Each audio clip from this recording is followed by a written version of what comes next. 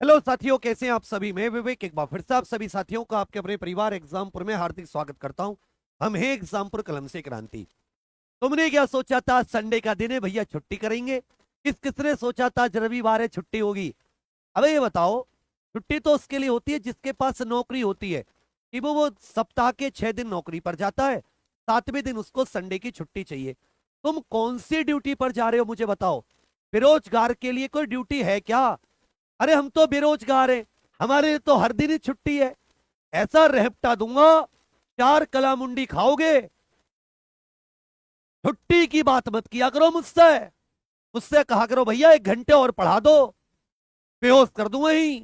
छुट्टी चाहिए तुम्हें, तू छुट्टी बोल भाई। महेंद्र, तुम्हें छुट्टी चाहिए क्या मेरे भाई? गुरुजी कतई नहीं चाहिए, छुट्टी तो चाहिए ही नहीं जब तक नौकरी नहीं लगती। नौकरी के बाद छुट्टी होती है। चंद्रगढ़ किला आज के क्वेश्चन बहुत अच्छे हैं, मजा आ जाएगा, अफलातून क्वेश्चन है। लेकिन उसके लिए जो शेयर करेगा, हेमा सरस्वती, जो अपने गुरुजी को बच्चे शेयर करें, इनको ज्यादा समझ में आए। और जो शेयर नहीं कर रहे, जब ये शेयर कर दे इनको भी समझ में आए। चलिए, चंद्रगढ़ किला निम्नलिखित में से किस राज्य में स्थित है? चंद्रगढ़ फोर्ट, बहुत अच्छा क्वेश्चन है। आपको याद होगा 1765 की बातें हैं ये। राजा जयसिंह, सवाई राजा जयसिंह और छत्रपति शिवाजी महाराज जी के बीच में पुरंदर की संधि हुई, और कुछ किले, जो किले मुगलों से छत्रपति शिवाजी महाराज जी ने जीत लिए थे, उनको वापस करने की बात हुई। तो जो मराठा किले हैं ये बहुत इंपॉर्टेंट है आपके लिए। उन्हीं में ये जैसे साथी चंद्रगढ़ किला हो गया, ठीक है भैया। शिवनेरी का दुर्ग हो गया। किला और दुर्ग एक ही बात होती है। शिवनेरी का किला या दुर्ग हो गया, या फिर रायगढ़ का किला हो गया, या फिर भैया प्रतापगढ़ का किला हो गया, या फिर क्या हो गया, प्रतापगढ़ का किला। ये सारे के सारे मराठा किले थे। ये महाराष्ट्र में स्थित है। कहां पर स्थित है? महाराष्ट्र में। तो 2 बार रिपीट करो, चंद्रगढ़ का किला कहां पर स्थित है? चंद्रगढ़ का किला कहां पर स्थित है? महाराष्ट्र आपका बिल्कुल सही उत्तर है। शोभना नारायण इनमें से किस डांस के लिए फेमस है? शोभना नारायण इनमें से किस डांस के लिए फेमस है? शोभना नारायण, याद रखिएगा, राजेंद्र गंगानी, राजेंद्र गंगानी भी इसी के लिए, उमा डोगरा भी इसी के लिए, उमा डोगरा भी साथी इसी के लिए। जो उमा डोगरा भी क्या है, वो भी साथी इसी के लिए। इसी के लिए एक और याद रखिएगा, लच्छू महाराज, बिच्छू लच्छू महाराज, बिरजू महाराज, लच्छू महाराज, बिरजू महाराज, ये भी इसी कथक, इसी नृत्य से संबंधित है। ये उत्तर भारत का शास्त्रीय नृत्य है। इसकी बात कर रहे हैं, कथक की बात कर रहे हैं। तो दूसरे का उत्तर क्या जाता है? भी आपका बिल्कुल सही है। जो शोभना नारायण है, इनमें से किस डांस के लिए फेमस है? ये कथक के लिए फेमस है। मेहरानगढ़ किले की स्थापना किस वर्ष हुई थी? मेहरानगढ़ का किला, इसको सती सन फोर्ट भी कहा जाता है। ये सूर्य के नाम पर, सूर्य का किला भी कह देते हैं, फोर्ट ऑफ सन, क्योंकि ये मिहिर, मिहिर सन का नाम होता है। सूर्य का एक पर्यायवाची क्या होता है? मिहिर, उसी के नाम पर रखा गया है। राव जोधा ने इसकी स्थापना की थी। इसके संस्थापक कौन थे? राव जोधा द्वारा इसका निर्माण किया गया था। राव जोधा द्वारा निर्माण, इसकी बात कर रहे हैं। मेहरानगढ़ किला, ये 1459 में। मेहरानगढ़ किला कब बना? हो गए सर 1459, 1459 ईस्वी में राव जोधा के द्वारा मेहरानगढ़ किले का निर्माण किया गया। ये राजस्थान के जोधपुर में स्थित है। कहां पर स्थित है? राजस्थान के जोधपुर में। ये कहां पर स्थित है कहोगे सर? राजस्थान के जोधपुर में स्थित है। इनमें से कौन सा गोवा का मिट्टी का वाद्य यंत्र है? गोयन मिट्टी का मतलब है जो गोवा राज्य है, ये गोवा राज्य का वाद्य यंत्र है। इनमें से कौन भैया गोवा राज्य का वाद्य यंत्र है? तो जो ये राज्यों के वाद्य यंत्र होते हैं, ये आपसे बहुत भर भर के पूछता है। एक बार सबके सब साथी शेयर कर दीजिए इस क्लास को। और कल सुबह से टॉपिक वाइज क्लास शुरू हो रही है, चीज तुम्हें पता है सबको। कल सुबह 7 बजे सबसे पहले मेरी क्लास है स्ट्रेटेजी के करंट अफेयर की। 8 बजे साइंस, 9 बजे हिस्ट्री, 10 बजे पॉलिटी, 11 बजे ज्योग्राफी और 12 बजे स्ट्रेटेजी के, और शाम को 4 बजे से प्रैक्टिस। और कल से साथी वो भी लेकर आ रहा हूं 7 क्लास जी के खल्लास। कल रात 9 बजे से जीके का तांडव शुरू हो रहा है। होम गार्ड के लिए रात को 9 बजे क्या शुरू हो रहा है? जीके का तांडव। इनमें से याद रखिएगा कौन सा भैया, ये जो घूमोट करके हो जाता है, कौन सा घूमोट करके जो हो जाता है, ये गोवा का मिट्टी का वाद्य यंत्र है। जैसे मटका होता है ना, मटका, मटके जैसे एक वाद्य यंत्र है। इसी के प्रकार याद रखिएगा गोवा के कुछ नृत्य हो जाते हैं, जैसे देखनी, जैसे घोड़े मोड़नी, इस प्रकार के साथी कुछ ये क्या हो जाते हैं, गोवा के नृत्य हो जाते हैं। हुगदी भी गोवा का एक बहुत ही लोकप्रिय नृत्य है। चौथे का उत्तर भी आपका बिल्कुल सही है। किस राज्य में बिहुला त्योहार लोकप्रिय है? इनमें से किस राज्य में बिहुला त्योहार बहुत ही ज्यादा लोकप्रिय है? इनमें से किस राज्य में जो बिहुला त्योहार है ये बहुत ज्यादा लोकप्रिय है? तो कल से मजा आ जाएगा एकदम, जब जीके का तांडव, सुबह थ्योरी की क्लास, शाम में प्रैक्टिस और रात में जीके का तांडव। तो क्या करेंगे इस बार? अरे एक बार थोड़ा सा जोश भरो होमगार्ड वालों खुद के अंदर, अंगद का पैर जमा देना एकदम।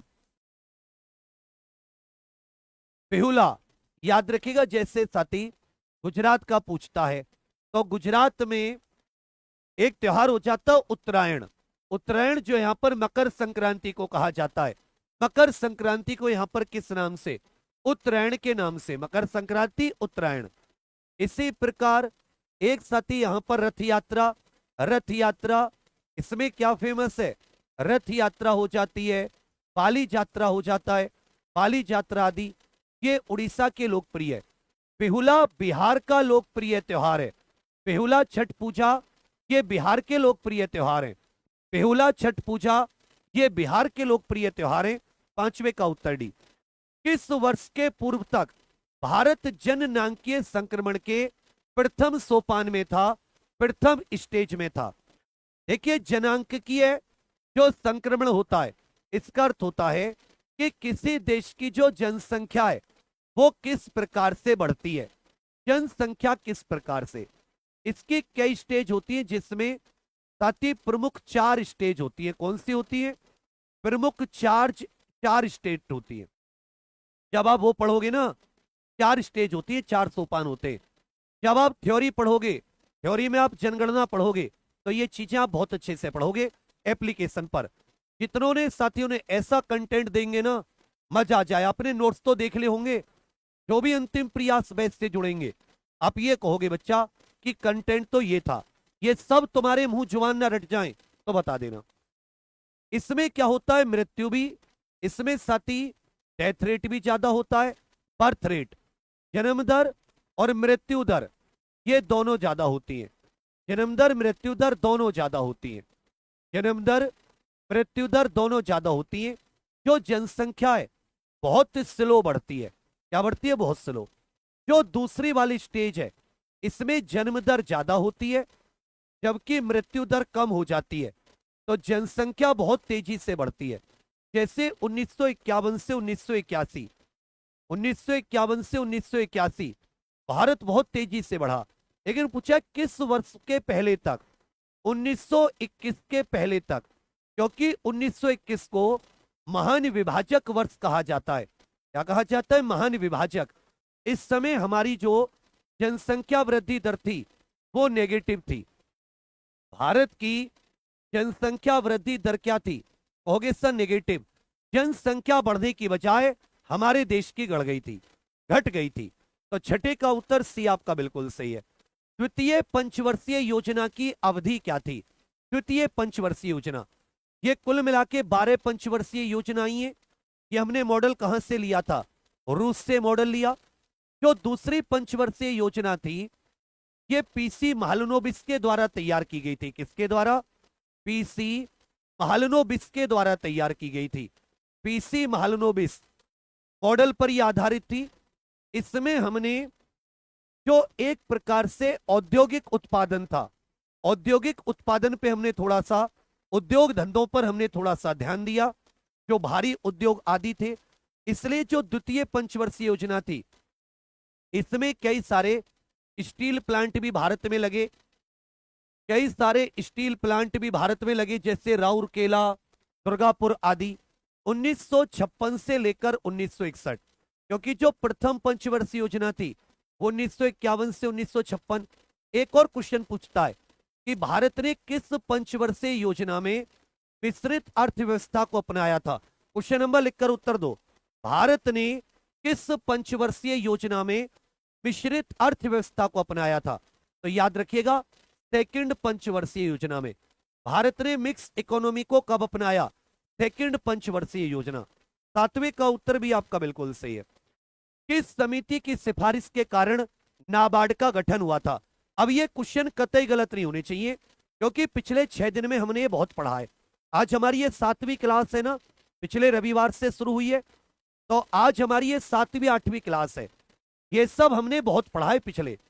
NABARD, national bank for agriculture and rural development.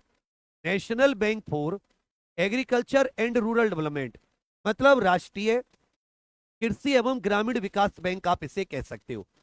इसकी स्थापना कब हुई है? 1982 में। इसका हेडक्वार्टर कहां पर है? मुंबई में। वी शिवारामन कमेटी की सिफारिश पर। किस कमेटी की सिफारिश पर कहोगे सर? वी शिवारामन कमेटी की सिफारिश पर। वी शिवारामन कमेटी की सिफारिश पर। इनमें से किस तत्व की संयोजकता या वैलेंसी 0 है?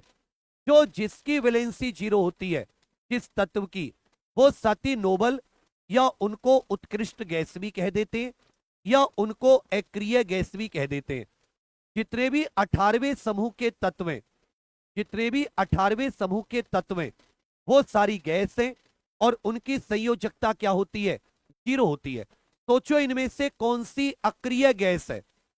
इनमें से कह रहा धीरज, ये यूपीएससी के क्वेश्चन है या होमगार्ड के? अरे ओ धीरज, ओ बावली पूछ, अगर तू ये मकसद से पढ़ रहा है कि होमगार्ड छांट रहा है तो कौन सा? ये कॉन्सेप्ट के क्वेश्चन है। ये कोई इतना तेरे से ये पूछेगा कि तेरी कितनी आंखें हैं, या तेरी कितनी टांग है, तेरे हाथ में कितनी उंगली है, ये क्वेश्चन पूछेगा तुझसे होमगार्ड में। होमगार्ड को तो ऐसे ही समझ रहा है। अरे यूपीएससी के एग्जाम भी पढ़ के दिया जाता है, होमगार्ड का भी। अरे पढ़ ले, बुद्धि को ठीक कर ले धीरज। संयोजकता अब सभी जानते हैं, जो हीलियम,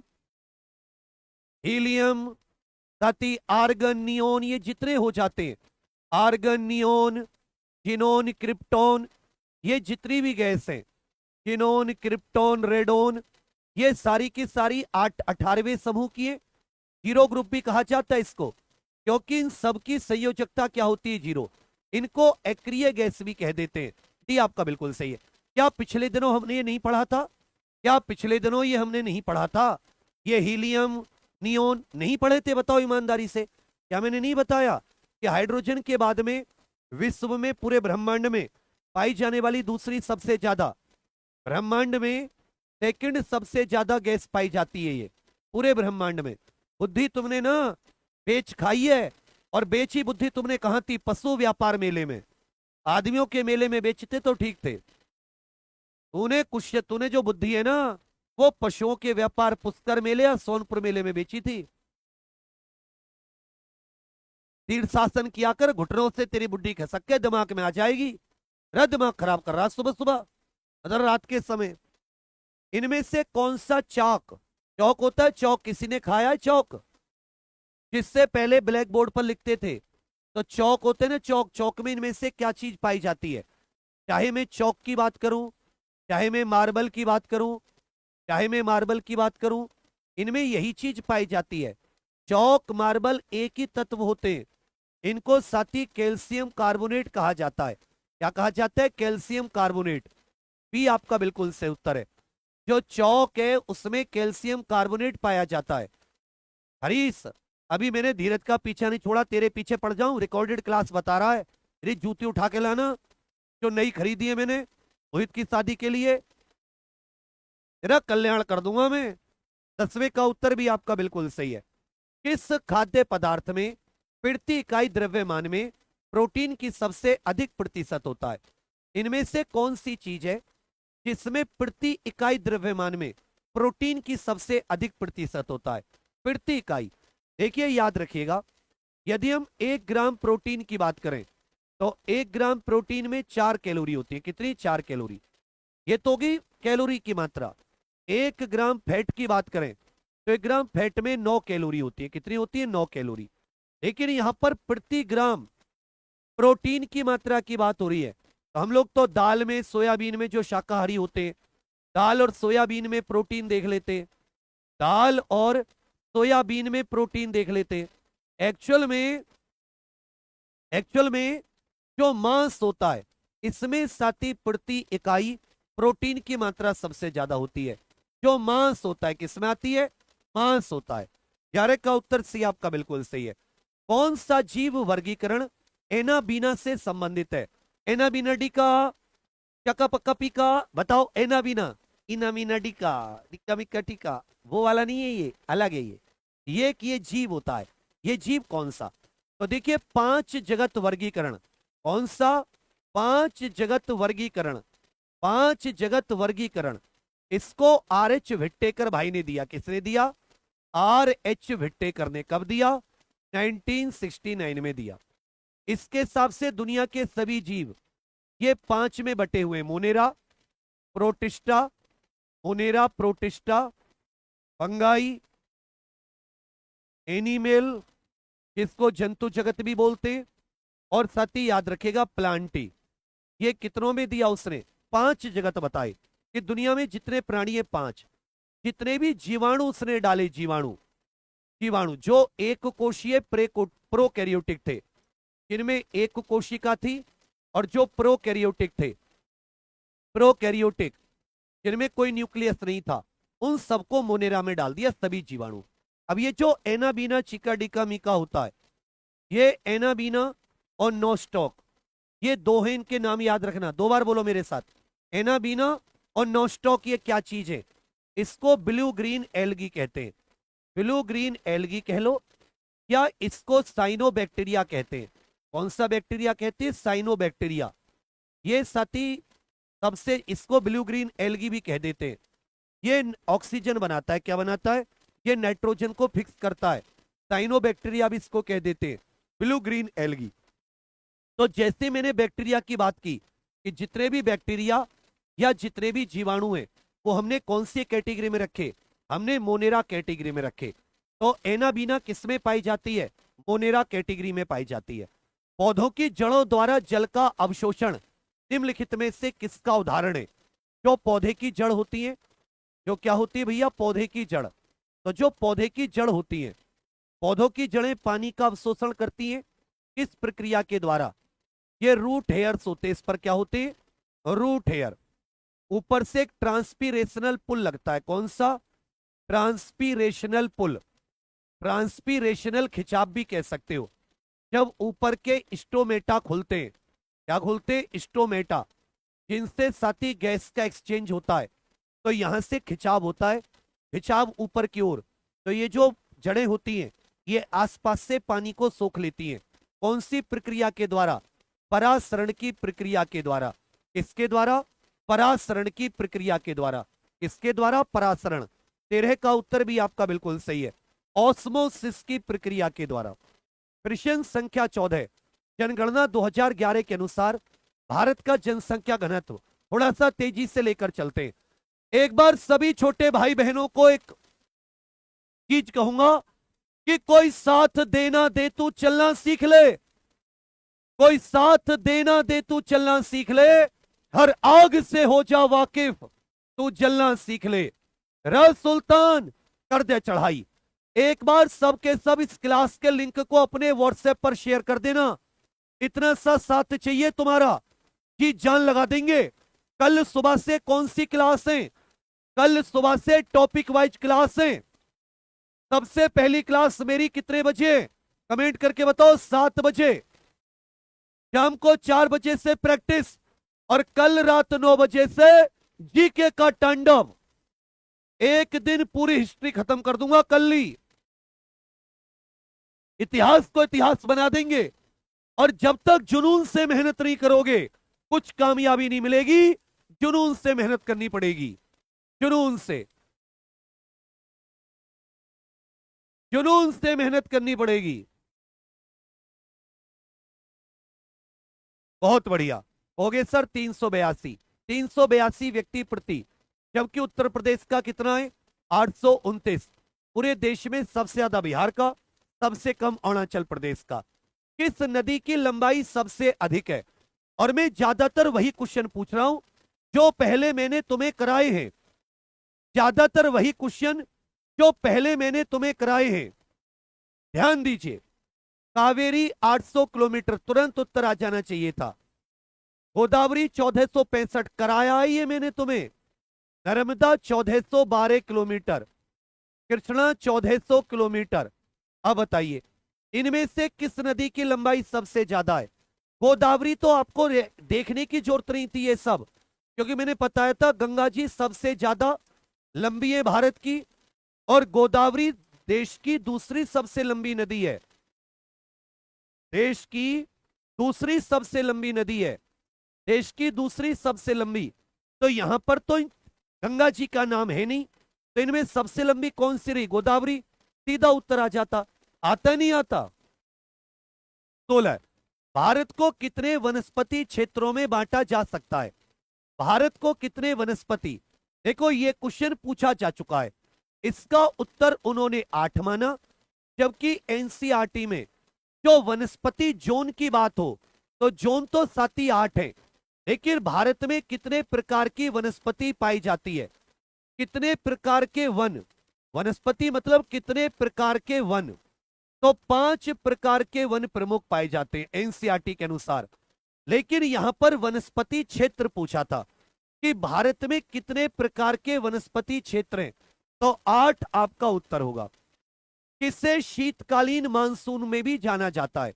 देखिए 2 प्रकार का मानसून होता है भारत में। एक होता है दक्षिणी पश्चिमी मानसून। कौन सा? दक्षिणी पश्चिमी मानसून। दक्षिणी पश्चिमी मानसून भारत का 80 से 90% जो बारिश होती है भारत में, जबकि अभी पीआईबी ने इसको 75% माना।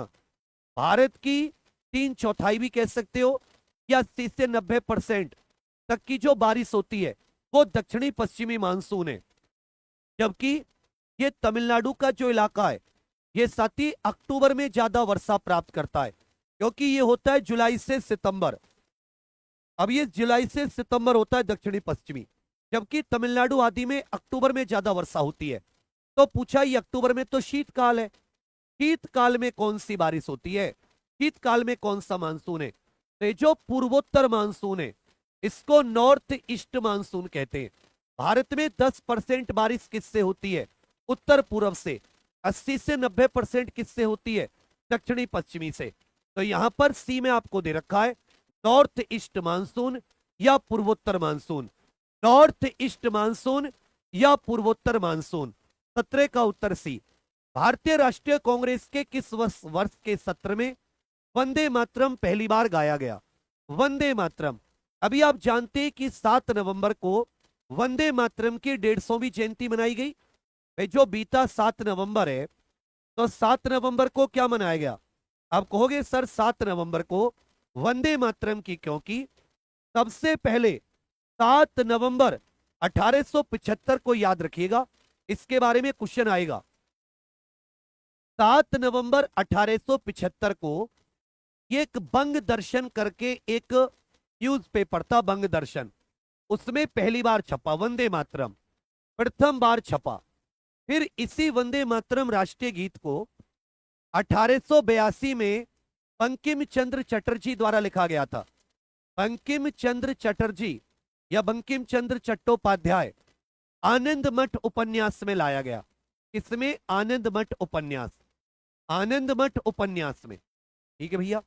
इसी को 1896 का कलकत्ता अधिवेशन था, कलकत्ता अधिवेशन, रहीमदास सयानी कुछ करके नाम था, रहीमदास सयानी कुछ करके इसके अध्यक्ष थे। कलकत्ता अधिवेशन में गाया किसके द्वारा? रविन्द्रनाथ टैगोर द्वारा गाया गया। रविन्द्रनाथ टैगोर द्वारा इसको गाया गया था 1896 में। तो इसमें अब 3-4 क्वेश्चन हो गए, बहुत अच्छे से ध्यान दीजिएगा। देखिए रविन्द्रनाथ टैगोर जी ने लिखा नहीं है, रविन्द्रनाथ टैगोर जी ने कलकत्ता के कांग्रेस के 1896 के कलकत्ता अधिवेशन में गाया, जिस कलकत्ता अधिवेशन के अध्यक्ष रहीम सयानी कुछ करके नाम था। 1882 में बंकिम चंद्र चटर्जी के आनंद मठ उपन्यास में छपा, जबकि 7 नवंबर 1875 को पहली बार बंग दर्शन समाचार पत्र में यह छपा था। इसलिए 7 नवंबर 2025 को इसकी 150वीं जयंती मनाई गई। कौन सी? 150वीं। तो 18 का उत्तर क्या जाता है? ये आपका बिल्कुल सही है। 1800 इसका उत्तर क्या जाता है? कहोगे सर ये आपका बिल्कुल सही है। 1800 ये आपका बिल्कुल सही है। 1800 ये आपका साथी बिल्कुल सही है। और 24 जनवरी को याद रखिएगा, 24 जनवरी 1950 को इसको राष्ट्रीय गीत के तौर पर अपनाया गया। इसके तौर पर, राष्ट्रीय गीत के तौर पर। यह कुछ कुछ वंदे मातरम का इतिहास है। यहां से 100% इस बार क्वेश्चन पूछेगा, क्योंकि सरकार 150वीं जयंती मना रही है। मंगल काव्य जो है ये साथी किस भाषा में लिखे गए थे? मंगल काव्य जो थे ये किस भाषा में लिखे गए थे? जैसे आपसे पूछेगा संगम साहित्य ये किस भाषा में लिखा गया था? संगम साहित्य, तो तुरंत आप कहोगे सर प्राचीन तमिल भाषा में लिखे गए प्राचीन ग्रंथ, तमिल भाषा में लिखे गए प्राचीन ग्रंथ। इसी तरह भारत में देवी देवताओं के लिए कुछ मंगल काव्य भी लिखे गए, ये भी ग्रंथ थे जो देवी देवताओं के लिए लिखे गए। तो याद रखिएगा ये बंगाली भाषा में लिखे गए थे। कौन सी भाषा में? बंगाली भाषा में। सी आपका बिल्कुल सही है। मंगल काव्य कौन सी भाषा में लिखे गए? याद रखिएगा 19 का उत्तर भी आपका बिल्कुल सही है, सी बंगाली। तो मंगल काव्य किस भाषा में? बंगाली भाषा में लिखे गए थे। पूछेगा तैमूर ने दिल्ली पर किस वर्ष कब्जा किया था? नासिरुद्दीन महमूद शाह करके था, किसके शासन काल में तैमूर ने भारत पर अटैक किया था? उस राजा का नाम था नसीरुद्दीन महमूद शाह तुगलक। नसीरुद्दीन महमूद शाह तुगलक, नसीरुद्दीन महमूद शाह तुगलक। अच्छे से याद रखेगा, नसीरुद्दीन महमूद शाह तुगलक के शासनकाल में भारत पर आया। नसीरुद्दीन महमूद शाह तुगलक। दिल्ली पर किसका शासन था? तुगलक वंश का शासन था। 1398 में। तैमूर कब भारत आया? 1398 में। उस समय दिल्ली पर किसका शासन था? नसीरुद्दीन महमूद शाह तुगलक का। यह भी आपसे पूछता है। पद्म पुरस्कारों की घोषणा किस दिन की जाती है? पद्म पुरस्कार 1954 में ये पद्म पुरस्कार स्थापित किए गए। पद्म पुरस्कार जिसमें एकता भैया पद्म पुरस्कार प्रथम वर्ग, इस प्रकार से इनका नाम था। पद्म पुरस्कार द्वितीय वर्ग, द्वितीय श्रेणी, और एकता पद्म पुरस्कार तृतीय वर्ग। ये इस नाम से कब शुरू किए गए? कहोगे सर 1954 में। लेकिन अगले साल ही 1955 में इनका नया नामकरण कर दिया गया, नया नाम दे दिया गया। प्रथम वर्ग को पद्म विभूषण, द्वितीय वर्ग को पद्म भूषण और तीसरे को पद्म श्री। मेरी बात समझ रहे हैं? जबकि ये पहला वर्ग, दूसरा वर्ग, तृतीय वर्ग। तो पूछेगा आपसे पद्म पुरस्कारों का नामकरण कब किया गया? तो पद्म पुरस्कारों का नामकरण कब बदला गया? 1955 में, गणतंत्र दिवस की पूर्व संध्या में। 26 जनवरी गणतंत्र दिवस की पूर्व संध्या में इनकी घोषणा होती है। इनमें से किसने भारतीय सेना के प्रथम भारतीय कमांडर इन चीफ के रूप में कार्य किया था? भारतीय थल सेना का प्रथम भारतीय चीफ, प्रथम भारतीय चीफ, भारत की थल सेना का प्रथम भारतीय चीफ। और इसीलिए याद रखिएगा 15 जनवरी को क्यों मनाया जाता है? 15 जनवरी भारत में थल सेना दिवस के रूप में मनाया जाता है। थल सेना दिवस के रूप में 15 जनवरी भारत में किस रूप में मनाया जाता है? थल सेना दिवस के रूप में। General KM. Cariappa, general KM. Cariappa, general KM. Cariappa. 23 का उत्तर भी। The God of small things पुस्तक के लेखक कौन है? 1997 में इस किताब को बुकर प्राइज मिला, और ये बुकर प्राइज जीतने वाली प्रथम भारतीय बनी। महिला पुरुष दोनों में ही ये पहली है जिनको बुकर प्राइज मिला। इस वर्ष 1997 में, इस वर्ष 1997 में, इस वर्ष 1997 में। याद रखेगा अरुंधति रॉय, अरुंधति रॉय। भारतीय संविधान का कौन सा अनुच्छेद संसद की प्रत्येक सभा, लोकसभा राज्यसभा को अपनी प्रक्रिया और अपने कार्य संचालन को विनियमित कराने के लिए नियम बनाने की शक्ति प्रदान करता है कि जो लोकसभा राज्यसभा है वो अपने नियम स्वयं बना सकते हैं। लोकसभा राज्यसभा अपनी नियम स्वयं बना सकती है। अनुच्छेद 118 का पॉइंट नंबर 1 पूछा है, फजल अली आयोग की नियुक्ति किस वर्ष की गई थी? इसको राज्य पुनर्गठन आयोग भी कहते हैं। इसको क्या कहा जाता है? राज्य पुनर्गठन आयोग भी कहा जाता है। इसके अध्यक्ष क्योंकि फजल अली थे इसलिए इसको फजल अली आयोग भी कहा जाता है। इसके अलावा इसमें एच.एन. कुंजरू थे। इसके अलावा इसमें के.एम. पणिक्कर थे। इसमें के.एम. पणिक्कर थे। 3 लोगों का आयोग था। इसको राज्य पुनर्गठन आयोग भी कहते हैं। इसने अपनी रिपोर्ट कब दी थी? रिपोर्ट इसने 1955 में दी और इसी की वजह से 7वां संविधान संशोधन हुआ 1956 में। इसी की वजह से राज्य पुनर्गठन अधिनियम आया। राज्य पुनर्गठन अधिनियम 1956 जो कि 1 नवंबर 1956 को लागू हुआ और 1 नवंबर 1956 के लागू होने के बाद भारत में 14 राज्य अस्तित्व में आए। राज्य कितने थे? 14 और 6 यूनियन टेरिटरी अस्तित्व में आई। तो ये आपसे पूछता है कि 7वें संविधान संशोधन राज्य पुनर्गठन अधिनियम 1956 के बाद में जो कि 1 नवंबर 1956 को लागू हुआ, कितने राज्य अस्तित्व में आए? 14। कितनी यूनियन टेरिटरी अस्तित्व में आई? 6। इसमें 3 थे, फजल अली, के.एन. कुंजरू, एच.एन. कुंजरू, हृदयनाथ कुंजरू और के.एम. पणिक्कर।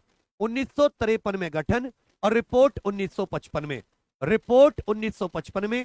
26 का उत्तर सी। किस देश में जनहित याचिका की अवधारणा उत्पन्न हुई है कि जनता के मुद्दों से संबंधित, जनता के ऐसे मुद्दे जो जनता को प्रभावित करते हैं, जनता के मुद्दों से संबंधित अनुच्छेद 32 के तहत सुप्रीम कोर्ट में, अनुच्छेद 226 के तहत हाई कोर्ट में आप सीधे कोई भी व्यक्ति जो सीधे प्रभावित नहीं हुआ है वो व्यक्ति भी जनहित याचिका लगा सकता है। यह संयुक्त राज्य अमेरिका से ली गई है। कौन सा संविधान संशोधन अधिनियम सुप्रीम कोर्ट, हाई कोर्ट में न्यायाधीशों की नियुक्ति के लिए कॉलेजियम सिस्टम को राष्ट्रीय न्यायिक आयुक्ति आयोग से प्रतिस्थापित किया गया था? राष्ट्रीय न्यायिक नियुक्ति आयोग किस संविधान संशोधन के तहत लाया गया था? हालांकि सुप्रीम कोर्ट ने इसे असंवैधानिक करार कर दिया था। सुप्रीम कोर्ट ने इस संशोधन को क्या बना दिया था? असंवैधानिक। बताइए कौन सा था? याद रखिएगा, 99वां संविधान संशोधन। 99वां संविधान संशोधन। प्रकाश अमृत राज का संबंध इनमें से किस खेल से? प्रकाश अमृत राज का संबंध इनमें से किस खेल से? प्रकाश अमृत राज का संबंध इनमें से साथी किस खेल से? तुरंत आपको बताने, प्रकाश अमृत राज का संबंध इनमें से किस खेल से? देखिए, अगर बैडमिंटन की बात करें तो इससे संबंधित थे प्रकाश पादुकोण। प्रकाश पादुकोण। जबकि प्रकाश अमृत राज आ जाए, विजय अमृत राज आ जाए, इनका संबंध टेनिस से था। किससे था? टेनिस से। इनमें से कौन सी टीम के लिए पेले, जो महान फुटबॉल खिलाड़ी रहे हैं पेले, इनमें से साथी किस खेल टीम से खेलते थे? महान फुटबॉल खिलाड़ी पेले इनमें से किस टीम से खेलते थे? तो याद रखिएगा, ब्राजील की टीम से खेलते थे। जबकि डिएगो माराडोना, जो डिएगो माराडोना थे, ये किससे खेलते थे? अर्जेंटीना से। जबकि पेले ब्राजील से खेलते थे। फिर से कौन कौन साथी है जिसने अंतिम प्रयास मैच नहीं लिया है? इस तरह की फ्लो चार्ट की कंप्लीट किताबें अपलोड हो चुकी हैं। बढ़िया तरीके से टाइम टेबल बना के पढ़िए। और जितने पहले दिन से शुरुआत किए थे उसमें से आधों के अंदर जोश बचा है, बाकी सबके जोश पर पानी फिर चुका है। अगर मैं तुमसे पूछूं हाउस द जोश, तो क्या कहोगे? कि राहें जहां तक जाएंगी राहगीर वहां तक जाएगा। ये दरिया से क्यों पूछ रहे, ये नीर कहां तक जाएगा? रे खींच धरू की डोर, निशाना साधो अपनी मंजिल का, बाकी बाद में देखेंगे ये तीर कहां तक जाएगा। सभी साथी पूरी मेहनत कर दो, ऐसा मौका दोबारा नहीं मिलेगा। एक उम्मीद सी जग रही है एक उम्मीद सी तुम सबके लिए कि सरकारी नौकरी प्राप्त कर सकते हैं। इस बार जान लगा दो, पर जाने मत दो। कुचिपुड़ी नृत्य कहां का है? तमिलनाडु का साथी भरतनाट्यम हो जाता है, केरल का मोहिनीअट्टम कथकली, आंध्र प्रदेश। कुचिपुड़ी कहां से? आंध्र प्रदेश से। बीबी का मकबरा कहां पर स्थित है? आज हर प्रकार के क्वेश्चन है, और जो तुम्हें टफ लग रहे हैं वो ऐसा है कि तुमने कभी पढ़े नहीं है, पर मैं उसका एक्सप्लेनेशन तो करता चल रहा हूं ना। संडे की भी छुट्टी नहीं की कि बच्चा तुम्हारा जोश कम नहीं होना चाहिए। और कल देखना 3-4 घंटे की मेहनत करूंगा रात को 9 बजे से। गला खराब होगा फिर भी लगेंगे पूरी मेहनत से। बस जब तुम्हारा साथ नहीं मिलता, जब दिल टूटता है कि तुम्हारे लिए तो सब कुछ हो रहा है। कितनी वैकेंसी है तुम्हें क्या लगता है? एक जिले में 3-4-5 हजार मैक्सिमम, 3-3-4-4 हजार, 75 जिले उत्तर प्रदेश में। बीबी का मकबरा कहां पर स्थित है? याद रखिएगा, महाराष्ट्र के छत्रपति संभाजी नगर, जिसे पहले औरंगाबाद कहते थे। पूछा भुंगल ये किस प्रकार का वाद्य यंत्र है? राजस्थान का वाद्य यंत्र है, राजस्थान का। जिस प्रकार की पीपनी होती है, पीपनी, तो पीपनी जैसा ही वाद्य यंत्र है जिसको भुंगल कहते हैं, जो तांबे आदि का बना होता है। ये साथी हवा वाला वाद्य यंत्र है। कैसा? Wind instrument. जो हवा वाले वाद्य यंत्र होते हैं इनको सुशिर वाद्य यंत्र कहते हैं। हवा फूंक मारते इसमें। भुंगल वाद्य यंत्र कहां का है? राजस्थान का। इनमें से कौन से कलाकार और संगीत वाद्य यंत्र का जोड़ा सही है? यहां पर कलाकार और उनका संगीत वाद्य यंत्र दे रखा है। इन तीनों में से कितने सही हैं? दोनों, तीनों सही हो सकते हैं, दो गलत हो सकते हैं, एक गलत हो सकता है। सोचो, इनमें से संगीत वाद्य यंत्र, और ये मैंने पढ़ाया है तुम्हें। एल सुब्रमण्यम वायलिन बिल्कुल सही है। अन्नपूर्णा देवी सुरबहार बिल्कुल सही है। लेकिन पिछले 2-3 दिन लगातार पढ़ा कि उस्ताद अमजद अली ये तबला के नहीं है, ये सरोद के हैं। उस्ताद अमजद अली किसके हैं? सरोद के। तो ये सेकंड वाला सुमेलित नहीं है। जिसमें सेकंड है उसे हटा दो, जहां जहां सेकंड है उसे हटा दो, क्योंकि सेकंड सही नहीं है। अमजद अली खान का संबंध सरोद से है। तो कौन सा सही है?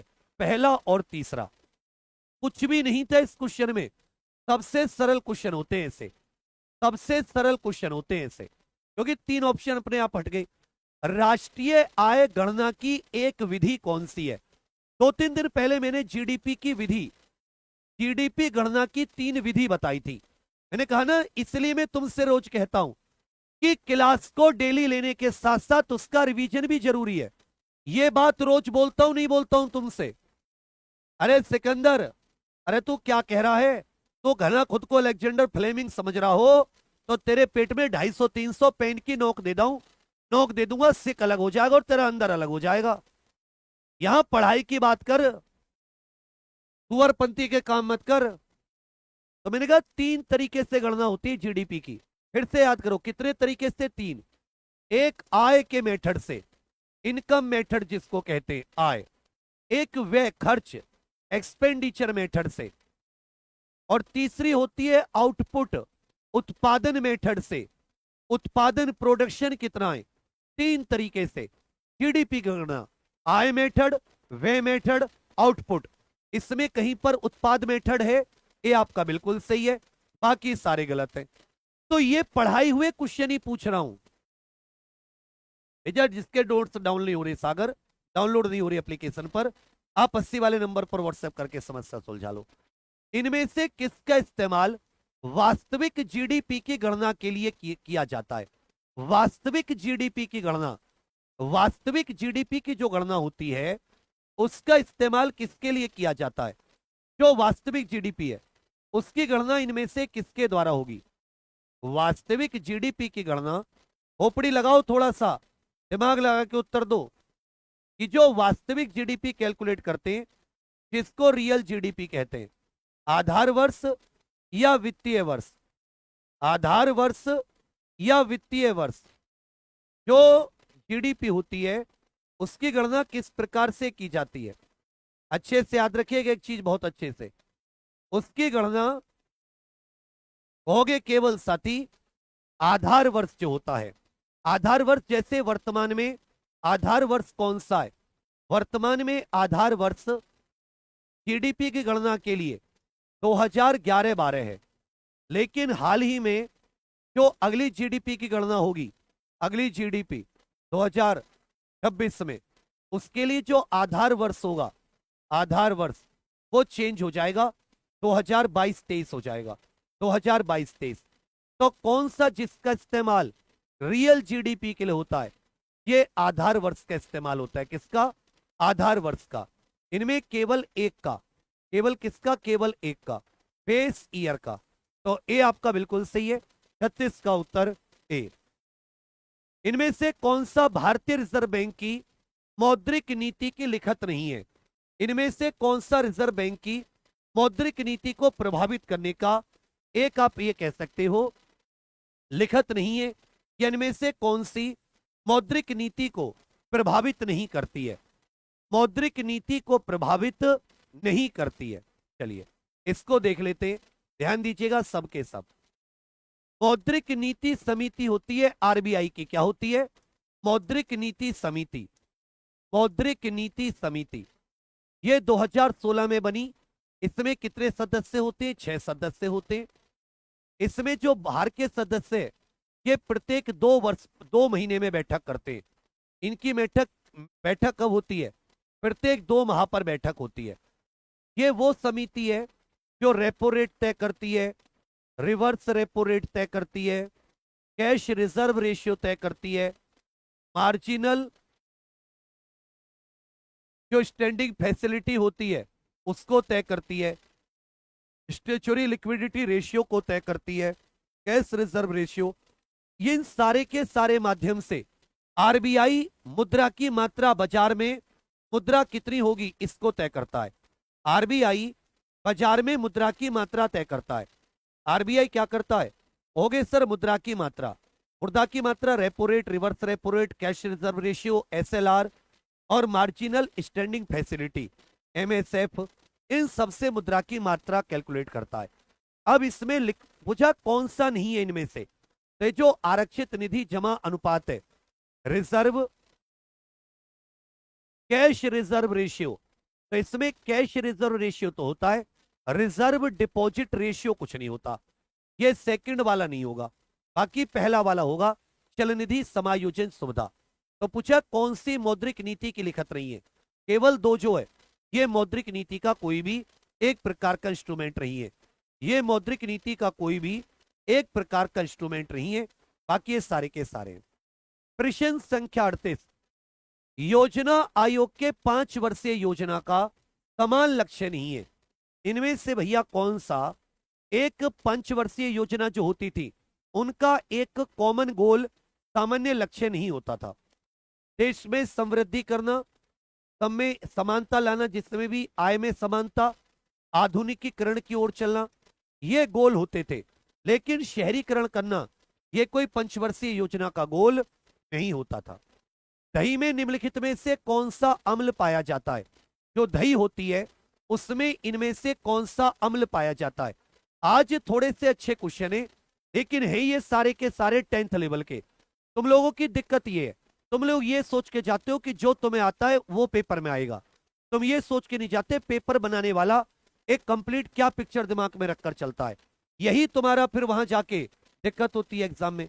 मेरे साथ ऐसा पेपर हल्का आया तो तुमसे आगे कोई नहीं होगा, पेपर मीडियम या टफ आया तो भी तुमसे आगे कोई नहीं होगा।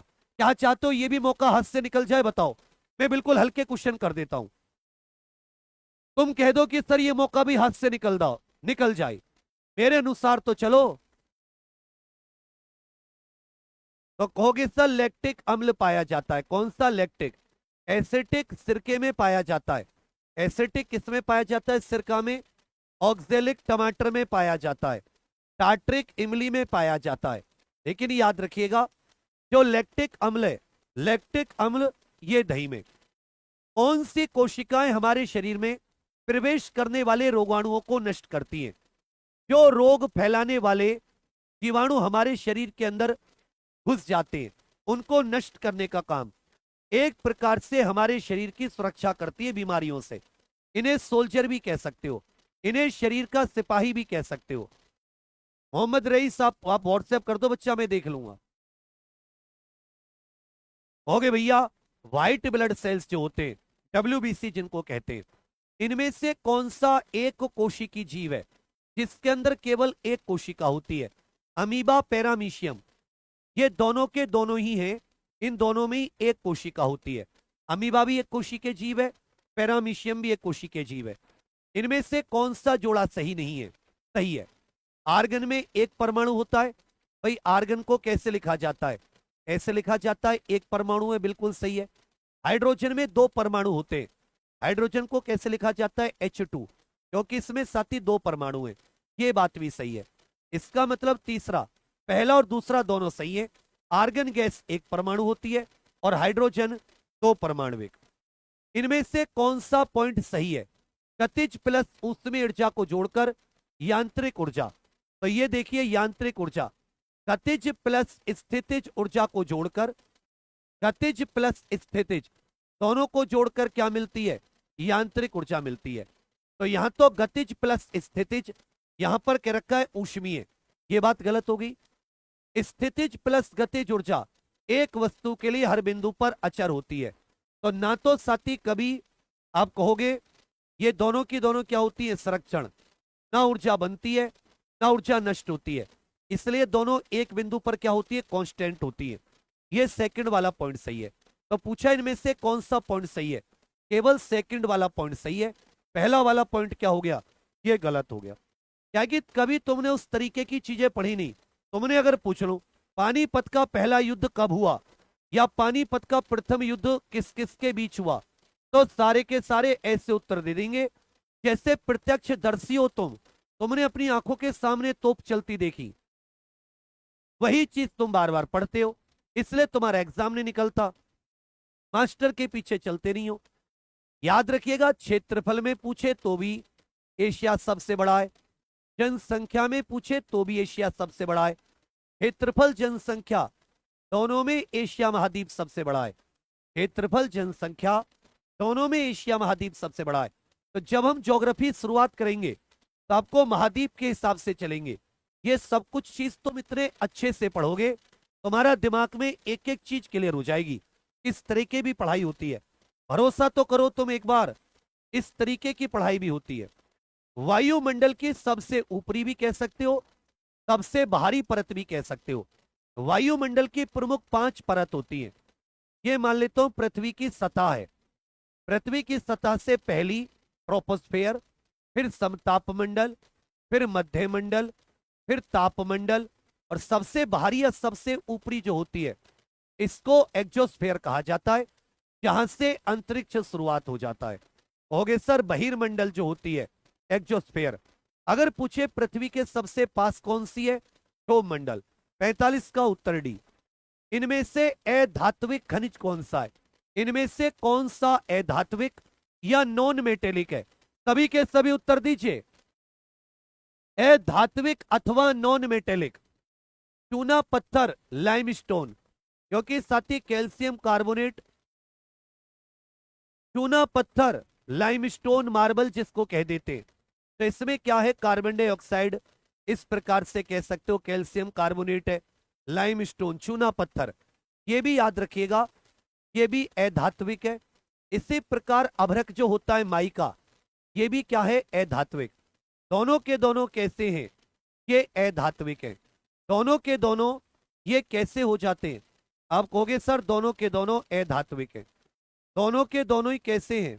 आप कहोगे सर दोनों के दोनों ही अधात्विक खनिज है, चूना पत्थर भी और माइका भी। इनमें से कौन सा कथन हड़प्पा के लोगों के संदर्भ में सही है? हड़प्पा सभ्यता, वे पत्थर की मोहरें बनाते थे। तो एक सेल खड़ी होती है, सेल खड़ी। सेल खड़ी की मोहरों के बारे में आपने सुना होगा, जिसको अंग्रेजी में स्टेटाइट कह देते हैं, जिसको सोप स्टोन भी कहा जाता है। क्या कहा जाता है? Soap stone. स्टोन माने पत्थर। तो वो पत्थर से मोहर बनाते थे, इसमें कोई दिक्कत नहीं है। उन्होंने सुनहरे डिजाइन के साथ टाइल्स बनाई, ये बात गलत है। वो डिजाइनर ईंट तो बनाते थे, डिजाइनर मिट्टी की ईंट है, टाइल नहीं बनाते थे। वो डिजाइनर मिट्टी की ईंटें बनाते थे। 4:2:1 में, जिसपे ज्यामितीय डिजाइन होते थे, ज्योमेट्री के डिजाइन होते थे। ज्यामितीय डिजाइन तो उस पे क्या होते थे, ट्रायंगल, स्क्वायर, इस प्रकार से। सुनहरे डिजाइन की नहीं बनाई थी। तो केवल पहली वाली बात सही है, केवल पहली बात वाली सही है। दूसरी बात क्या है, ये हड़प्पा के लोगों के बारे में गलत। इनमें से कौन से वेद में आते हैं, ऋग्वेद, यजुर्वेद, सामवेद, अथर्ववेद? तब सभी जानते हैं कितने वेद हैं, 4। वेद शब्द किससे बना है, विद से, जिसका अर्थ क्या हो जाता है, ज्ञान। इनमें सबसे बड़ा, सबसे पुराना कौन सा है, ऋग्वेद। तो ऋग्वेद, यजुर्वेद, सामवेद, अथर्ववेद, ये चारों के चारों ही क्या हो जाते हैं, ये 7 ही वेद है। पहला, दूसरा, तीसरा, चौथा, चारों के चारों ही वेद है। किस वंश के काल में दिल्ली एक साम्राज्य की राजधानी बनी? किसने दिल्ली को अपनी राजधानी बनाया था? तब सभी जानते, पृथ्वीराज तृतीय। पृथ्वीराज तृतीय, जिनको पृथ्वीराज चौहान भी कहा जाता है, जिन्होंने त्राइन के प्रथम युद्ध में मोहम्मद गौरी को हराया था, जिनको पृथ्वीराज चौहान भी कहा जाता है। ये जो चाहमान वंश था, इनका वैसे तो शासन अजमेर में था, पर जब इन्होंने दिल्ली जीती तो इन्होंने दिल्ली को अपनी राजधानी बनाया। तो कहोगे सर, राजपूत वंश जो था, इन्होंने दिल्ली को राजधानी के रूप में अपनाया। 49 का उत्तर है। उससे पहले अनंगपाल तोमर अपना चुके थे। तो कई तरीके से आप इसका उत्तर दे सकते हैं। किताब उल हिंद के बारे में सही है, तो मैं आपको लिखवा चुका हूं पिछली क्लासों में। मैंने कहा था ना, जो मुझसे डेली पढ़ लेगा पिछला वाला रिपीट करेगा। किताब उल हिंद का लेखक कौन था, अल बरूनी। ये दोनों चीजें लिखवाई हैं।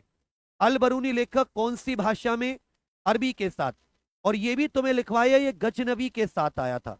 किसके साथ, गजनवी के साथ। ये चीजें लिखवाई थी, नहीं लिखवाई थी कि भाई किताब उल हिंद अल बरूनी लेखक है, अरबी भाषा में, और महमूद गजनवी के साथ भारत आया था। तो यह अल बरूनी के द्वारा लिखी गई, अरबी भाषा में, दोनों के दोनों सही है। ये क्वेश्चन हार्ड नहीं है, केवल पूछने का तरीका थोड़ा सा अलग है। स्वराज पार्टी का गठन किसने किया था? जनवरी 1923 में स्वराज पार्टी का गठन उस समय के इलाहाबाद, वर्तमान प्रयागराज में किसने किया था? जब साथी असहयोग आंदोलन 12 जनवरी 1922 को गांधी जी ने वापस ले लिया, तो कांग्रेस में फूट पड़ गई। कुछ लोग अपनी सरकार बनाना चाहते थे, चुनाव लड़ना चाहते थे। उनमें सीआर दास और मोतीलाल नेहरू और काका कालेलकर प्रमुख लोग थे, जिन्होंने अपनी अलग से स्वराज पार्टी का गठन किया। तो पहला और दूसरा दोनों ने मिलकर, याद रखेगा, स्वराज पार्टी का गठन किया था। खिलाफत समिति का गठन कहां पर हुआ था? खिलाफत समिति, ये 7 मार्च 1919 में खिलाफत समिति का गठन, जिसमें शौकत अली और मोहम्मद अली, ये अली बंधु थे जिन्होंने। उसके बाद में 1920 में ऑल इंडिया खिलाफत कॉन्फ्रेंस, ऑल इंडिया खिलाफत कॉन्फ्रेंस, ऑल इंडिया खिलाफत कॉन्फ्रेंस नाम से एक कमेटी का एक बैठक हुई, जिसकी अध्यक्षता गांधी जी के द्वारा की गई, जिसकी अध्यक्षता गांधी जी के द्वारा। तो पेपर में आपसे दिन भी, मतलब पेपर में आपसे महीना भी पूछ सकता है। पेपर में आपसे क्या पूछ सकता है, कहोगे सर महीना, तो अच्छे से याद रखिएगा। खिलाफत कमेटी जो थी, ये बॉम्बे में बनी। कहां पर बनी? मार्च 1919 में। मार्च 1919 बंबई में, मार्च 1919 बंबई में। खिलाफत समिति का गठन कहां पर हुआ? 1919 के मार्च में, बंबई में। जबकि ऑल इंडिया कॉन्फ्रेंस कहां पर आयोजित हुई? ये भी नवंबर 1919 से लिखिए। कब लिखिए? नवंबर 1919 में। जो ऑल इंडिया खिलाफत कॉन्फ्रेंस करके आप कह सकते हो, ये कब बनी? आप कहोगे सर ऑल इंडिया खिलाफत कॉन्फ्रेंस जो थी, ये भी नवंबर 1919 में बनी। कब बनी भैया? नवंबर 1919 में। नवंबर 1919 में ऑल इंडिया खिलाफत कॉन्फ्रेंस। इसके अध्यक्ष कौन थे? मोहनदास करमचंद गांधी, गांधी जी। 52 का उत्तर ए। ग्लोबल कॉम्पिटिटिवनेस इंडेक्स, यह रिपोर्ट किसके द्वारा प्रकाशित की जाती है? यह प्रीवियस ईयर क्वेश्चन पूछ रहा हूं, तो इसका उत्तर गलत दे दिया था। IMD करके कि बिजनेस स्कूल है, IMD बिजनेस स्कूल। इसने जो 2025 की अपनी रिपोर्ट दी है उसमें भारत की जो रैंक है वो 69 देशों में 41वीं रैंक है। कितनी? 69 देशों में। तो चारों ही ऑप्शन गलत हो गए। इसका होगा IMD business school. Global competitiveness report निकालता है, सूचकांक निकालता है। 2025 में भारत की रैंक कितनी है? हो गए सर 41। जबकि पहले नंबर पर कौन है? स्विट्जरलैंड नाम का जो देश है वो पहले नंबर पर है, स्विट्जरलैंड। 53 का इनमें से कोई नहीं होगा। अकादमी पुरस्कार जीतने वाली पहली महिला, अकादमी में भी साहित्य अकादमी, कि जो साहित्य अकादमी पुरस्कार है उसे जीतने वाली पहली महिला, साहित्य अकादमी पुरस्कार 1954 में स्थापना की गई। 1954 में स्थापना साहित्य अकादमी पुरस्कारों की। 1955 में पहली बार प्रदान किए गए। आपको पूछा है किसी भी भाषा के लिए साहित्य अकादमी पुरस्कार जीतने वाली पहली महिला, अमृता प्रीतम थी पंजाबी भाषा के लिए। अमृता प्रीतम थी जिन्होंने पंजाबी भाषा के लिए जीता था। अमृता प्रीतम, पंजाबी भाषा। हिट रिफ्रेश पुस्तक के लेखक कौन है? और थोड़ा तेजी से उत्तर दीजिए जिससे समय से भागिए मत जब तक ये पूरा ना हो जाए, कुछ नहीं मिलेगा पेपर में। और बच्चा सबके सब आप बार बार मैं तुमसे इसलिए तुम्हें पुश कर रहा हूं, तुम अभी 15 दिन बर्बाद मत करो अपने एप्लीकेशन पर। अंतिम प्रयास से जुड़कर आप नोट्स पढ़ना शुरू करो। इस प्रकार के फ्लो चार्ट में एक एक किताब, संविधान, इतिहास, प्राचीन, मध्यकालीन, आधुनिक, अलग अलग किताबें, भारत का भूगोल, विश्व का भूगोल, दोनों अलग अलग, अर्थव्यवस्था अलग, पर्यावरण, विज्ञान, जीव विज्ञान, रसायन विज्ञान, भौतिक विज्ञान, तीनों अलग अलग, यूपीजी के, सब कुछ। अब इसको करो, पढ़ो थोड़ा थोड़ा। जो भी साथी नहीं जुड़े आज ही जुड़िए। और कल सुबह 7 बजे थ्योरी की शुरुआत है। एक बार आइडिया, कल तो पहले सिलेबस डिस्कशन कर लेंगे किस तरीके से पढ़ना है। हिट रिफ्रेश, सत्या नडेला ये माइक्रोसॉफ्ट के सीईओ हैं। इनमें से कौन सी भाषाओं का वर्णन भारत के संविधान, भारत के संविधान का मतलब है 8वीं अनुसूची में, कौन सी भाषाओं का वर्णन है 8वीं अनुसूची में? पंजाबी बंगाली दोनों में से कोई नहीं। तो 8वीं अनुसूची में पंजाबी भी है, बंगाली भी है। इसका मतलब दोनों की दोनों शामिल है। उर्दू शामिल नहीं है, अंग्रेजी शामिल नहीं है। कौन सा अनुच्छेद नए राज्यों के प्रवेश या स्थापना से संबंधित है? कि जो भारत संघ है, भारत संघ में यदि किसी नए राज्य का प्रवेश करना हो, किसी नए राज्य का प्रवेश, जैसे सिक्किम आदि का प्रवेश किया गया था, तो अगर कल को पाकिस्तान भारत का हिस्सा बनना चाहे तो वहां साथी किस कौन से अनुच्छेद के तहत? अनुच्छेद 2 के तहत। अब यहां दो तुम्हें 2 ऑप्शन पे मिल गया, हो सकता है ये डी वाले ऑप्शन पे हो, तो ध्यान से उत्तर देते हैं।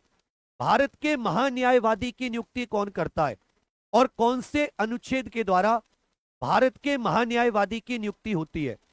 प्रथम अटॉर्नी जनरल थे NC सीतलवाड़ और वर्तमान है R वेंकट रमानी। वर्तमान कौन है? होगे सर, वर्तमान में है R वेंकट रमानी। वर्तमान में कौन है?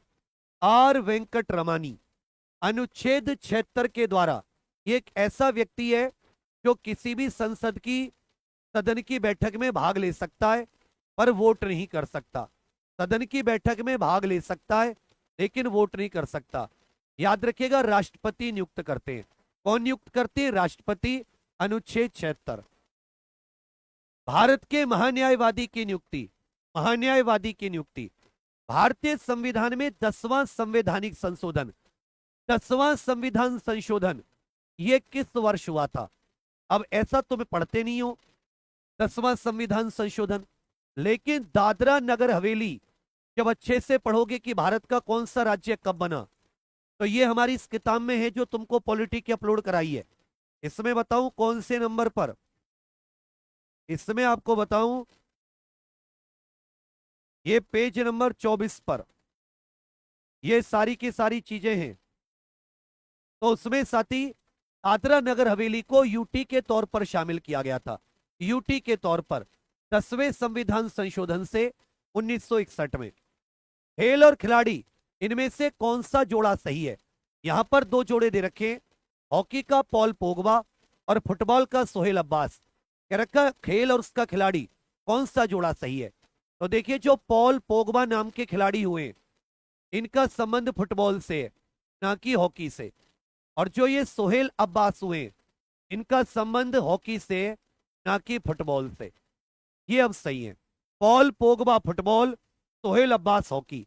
यहां पर पॉल पोगबा को हॉकी कह रखा, ये भी गलत हो गया। सोहेल अब्बास को फुटबॉल। इसका मतलब दोनों के दोनों ही सही नहीं है। पूछा है कौन सा जोड़ा सही था, तो आपका उत्तर क्या जाएगा? इनमें से कौन सा जोड़ा सही नहीं है?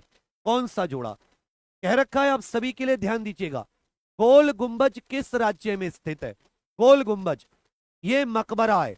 मकबरा जहां पर मृत व्यक्ति को दफनाते हैं, जहां पर साथी मरे हुए व्यक्ति को दफनाते हैं, तो ये क्या है? मकबरा। समझे मेरी बात? गोल गुंबज। आदिल शाह, आदिल शाह वंश का जो 7वां सुल्तान था, मोहम्मद आदिल शाह, उसका मकबरा है ये। आदिल शाही वंश का जो 7वां सुल्तान था, कर्नाटक के बीजापुर में स्थित है, जिसको विजयपुर भी कहते हैं। कर्नाटक के बीजापुर, जिसको विजयपुर भी कहा जाता है। 61 का उत्तर ए। वायु की सहायता तथा उंगलियों से नोड को ट्यून करके बजाया जाने वाला हवा वाद्य यंत्र कौन सा है? इनमें से फूंक मार के बजाया जाता है और उसके छेदों को बंद करके उसकी ट्यून बदली जाती है। याद रखिएगा, सुशिर वाद्य यंत्र जो होते हैं, कौन से? सुशिर वाद्य यंत्र। ये विंड इंस्ट्रूमेंट होते हैं, जैसे बांसुरी। जैसे क्या हो जाता है? बांसुरी। 62 का सी। राज्य और त्योहार का कौन सा जोड़ा सही नहीं है? राज्य और त्योहार का कौन सा जोड़ा? बिहार का बिहुला, असम का सोलंग और त्रिपुरा का हिकरू हितोंगबा। इनमें से कौन सा जोड़ा सही नहीं है? देखिए, बिहुला त्योहार बिहार का, ये तो सही है। जिसमें भी पहला है उसे हटा दो। जिसमें भी पहला ऑप्शन है, क्योंकि पूछा था कौन सा सही नहीं है, जबकि पहला तो सही है। बिहुला त्योहार बिहार का होता है। अब जिस ऑप्शन में 1 है वो हटा दो, सीधा उत्तर आ गया सेकंड और थर्ड। ये दोनों सही नहीं है, क्योंकि असम का नहीं होता सोलंग, अरुणाचल प्रदेश का होता है। और हिकरू हितोंगबा, ये मणिपुर का त्योहार है, ना कि त्रिपुरा का। तो सेकंड और थर्ड गलत थे, पहला सही था। यही पूछा था कौन से सही नहीं है, गलत है। सेकंड और थर्ड ये गलत है। झुमुर नृत्य किस राज्य से संबंधित है? कल की क्लास किसी ने ली हो तो जो बिहू नृत्य था, वही मैंने आपको बताया। ओजापाली, झुमुर। झुमुर किस राज्य का है? असम का नृत्य है। व्यष्टि अर्थशास्त्र, समष्टि अर्थशास्त्र, इनमें परिभाषा में पूछा है। माइक्रो इकोनॉमिक्स, ये साथी व्यक्तिगत आर्थिक गतिविधियों के व्यवहार का अध्ययन करती है, मतलब बिल्कुल नीचे तक पहुंचकर। और जो समष्टि मतलब समस्त, ये पूरी अर्थव्यवस्था को समझती है, पूरी अर्थव्यवस्था को। तो ये दोनों की दोनों परिभाषा बिल्कुल सही है। व्यष्टि व्यक्ति से, समष्टि समस्त पूरी अर्थव्यवस्था को। तो पहली और दूसरी ये दोनों परिभाषा बिल्कुल सही है अर्थव्यवस्था की। एकाधिकारी प्रतिस्पर्धा, ये भी अर्थशास्त्र का क्वेश्चन है। उसके संबंध में कौन सा वाक्य सही है?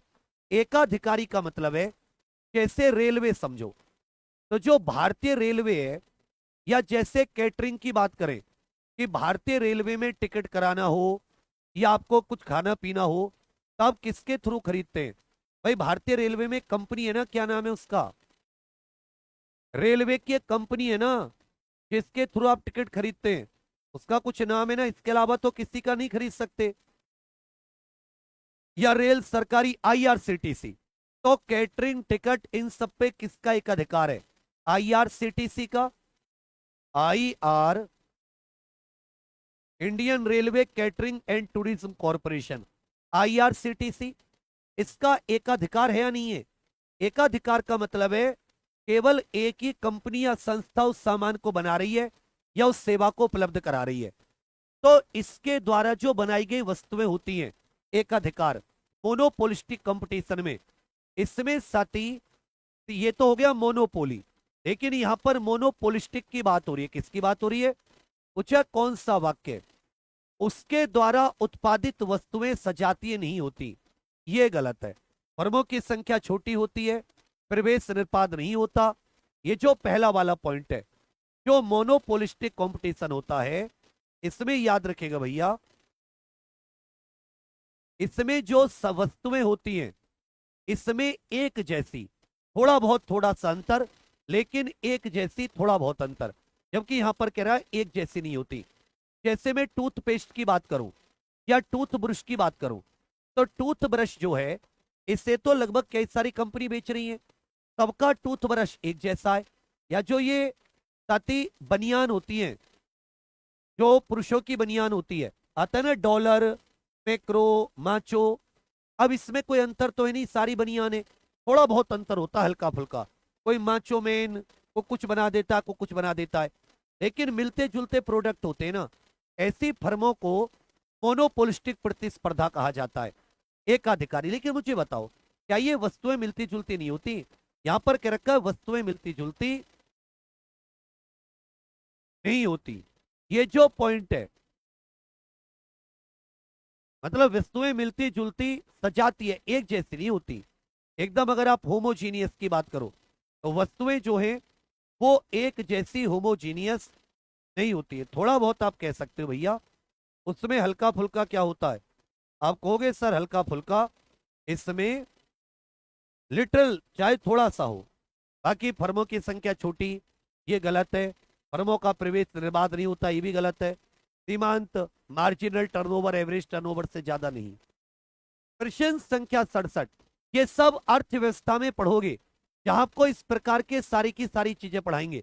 इसलिए मैं तुमसे कहता हूं कि सोचो, 99 रुपए में तुमको क्लास भी दे दी, और अच्छा समझाने वाले कंप्लीट टीचर भी दे दिए, 6-7 घंटे की क्लास। अब नोट्स में कुछ पढ़ के आओगे, ये सब कुछ अर्थव्यवस्था के नोट्स में, और कुछ टीचर पढ़ाएगा, तो क्या दिक्कत है? कोई महंगा है क्या? कोई चीज तुम्हें भारी लग रही है क्या? पूछा है भारतीय रिजर्व बैंक द्वारा इस्तेमाल किए जाने वाले लिखत, मतलब ये जो मौद्रिक नीति है, इनमें से कौन सी चीजें आरबीआई तय करता है? तो आरबीआई बैंक रेट भी तय करता है, रिवर्स रेपो दर भी तय करता है, और मार्जिनल स्टैंडिंग फैसिलिटी एमएसएफ भी ये तय करता है। इसके अलावा कोई तीनों के तीनों तय करता है, ये तीनों के तीनों तय करता है। तो फर्स्ट, सेकंड और थर्ड, आरबीआई तीनों के तीनों। कहा है इनमें से कौन सा जोड़ा सही है? जंग लगना भौतिक परिवर्तन, पेपर को काटना रासायनिक परिवर्तन। इन दोनों में से कौन सा सही है? इन दोनों में से कौन सा सही है? तो जंग लगना ये रासायनिक परिवर्तन है, ना कि भौतिक। अब लोहा दोबारा नहीं मिल सकता आपको जंग लगने के बाद में, और पेपर को काटना भौतिक परिवर्तन है, ना कि रासायनिक। इसका मतलब दोनों में से कोई सा सही नहीं है, दोनों में से कोई सा पॉइंट सही नहीं है। पूछा कौन सा जोड़ा सही है? धमनियां ऑक्सीजन से भरा हुआ रक्त ले जाती हैं, और जो वीन्स होती हैं ये कार्बन डाइऑक्साइड वाला रक्त लेकर जाती हैं। तो हमारे शरीर के अंदर ये जो नीली नीली होती हैं वीन्स, नीली जो नस होती हैं, इनमें कार्बन डाइऑक्साइड वाला रक्त होता है, इसलिए इनका रंग क्या हो जाता है? नीला। और जो धमनियां होती हैं, इनकी जो दीवारें होती है वो मोटी होती हैं, इनकी दीवार थोड़ी मोटी होती है, ये ऑक्सीजन वाला रक्त ले जाती है। ये दोनों के दोनों पॉइंट बिल्कुल सही है। बल के संदर्भ में कौन सा सही है? फोर्स की परिभाषा, किसी वस्तु पर लगने वाला बल केवल उसके साथ संपर्क में आने पर ही लग सकता है।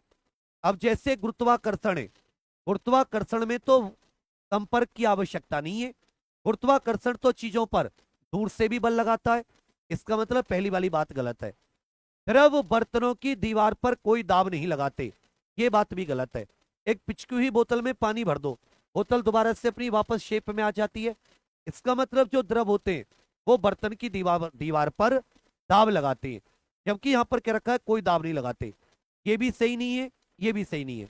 पूछा है कौन सा सही है? दोनों में से कोई सा सही नहीं है। यहां पर जोड़ा बताइए, परमाणु की संख्या। देखिए, किसी पदार्थ की, किसी तत्व की प्रोटॉन की संख्या के बराबर परमाणु की संख्या होती है, जबकि द्रव्यमान संख्या में प्रोटॉन प्लस न्यूट्रॉन की संख्या शामिल होती है। अब यहां पर देखो, परमाणु संख्या प्रोटॉन तथा न्यूट्रॉन, ये बात गलत होगी, क्योंकि ये तो द्रव्यमान संख्या होती है। और प्रोटॉनों की संख्या क्या होती है? परमाणु। जबकि यहां पर क्या रखा है? द्रव्यमान। इसका मतलब दोनों के दोनों गलत हो गए। इस पॉइंट को ध्यान दो। परमाणु संख्या प्रोटॉन के बराबर, द्रव्यमान संख्या प्रोटॉन प्लस न्यूट्रॉन। कौन सा जोड़ा सही है? कौन सा? कोई भी सही नहीं है।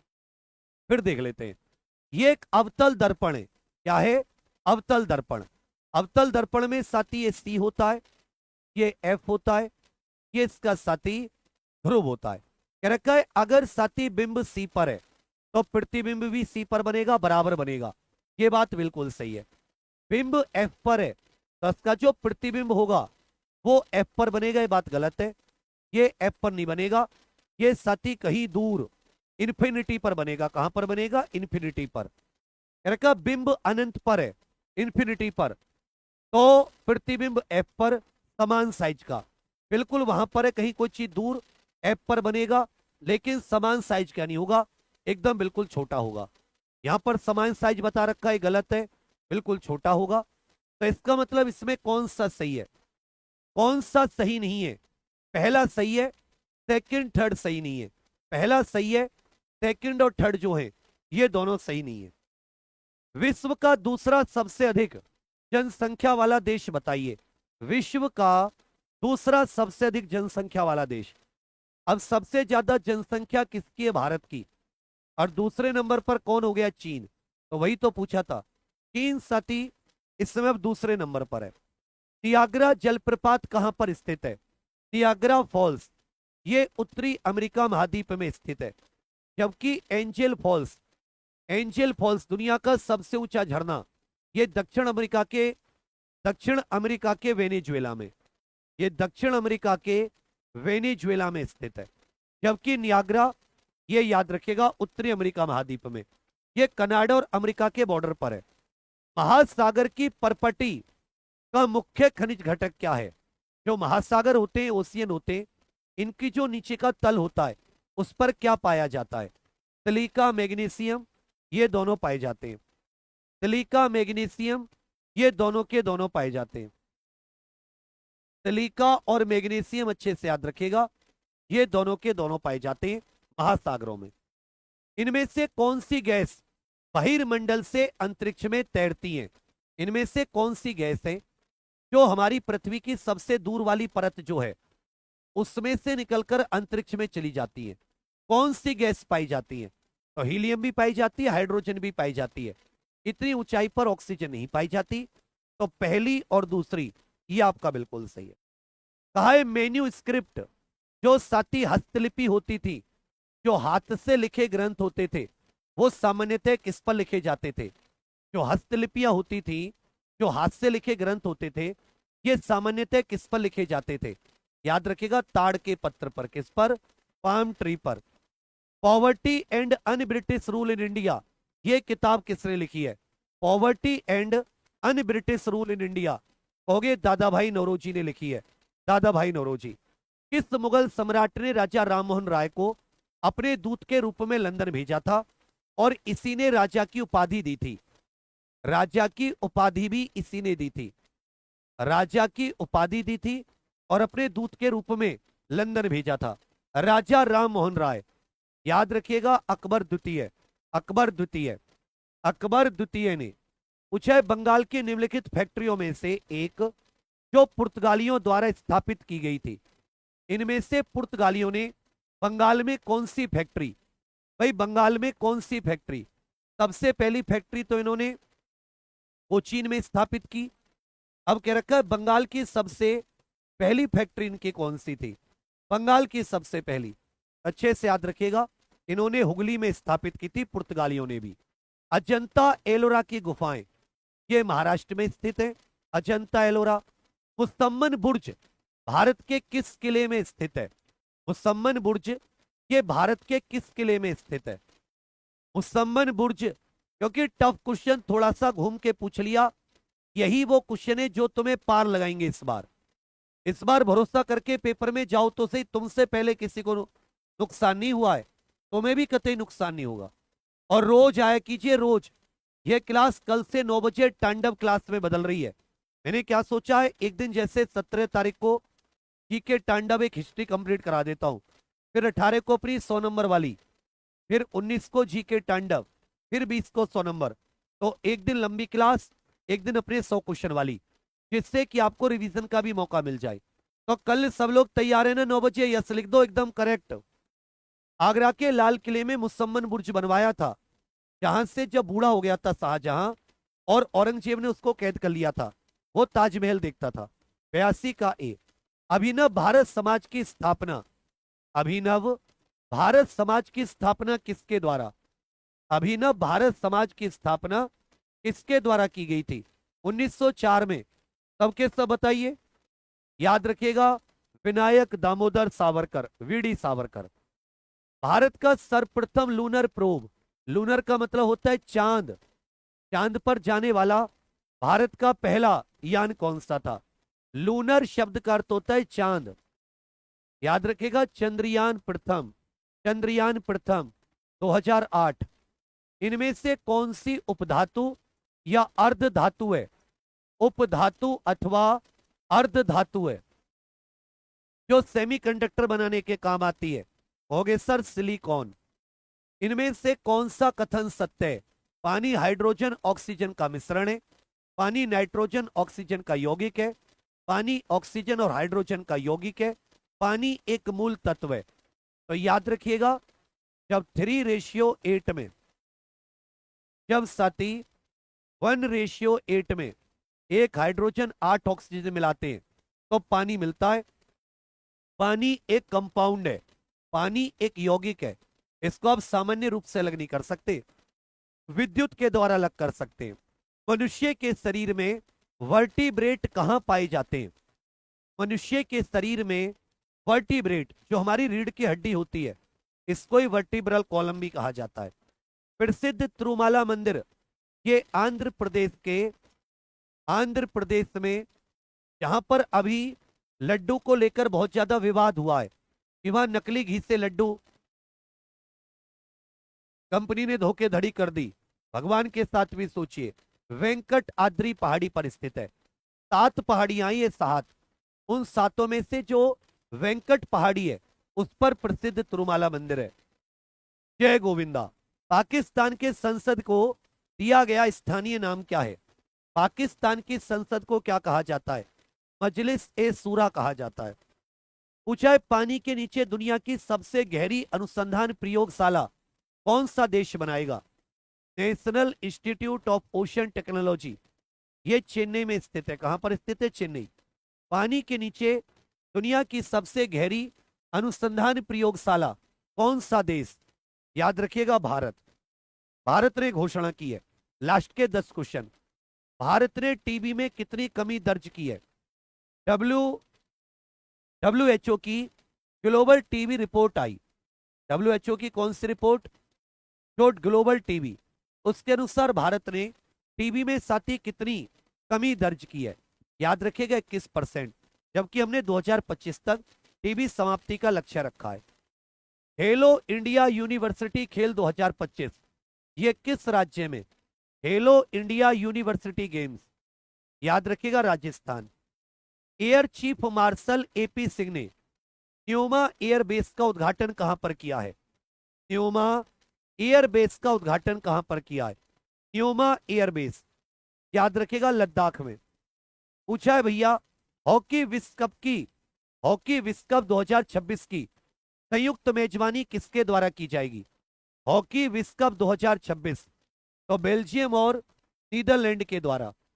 हरियाणा राज्य महिला आयोग का brand ambassador cricketer Shafali Verma. 22वें अखिल भारतीय टीडीएस सम्मेलन का आयोजन मध्य प्रदेश के भोपाल में।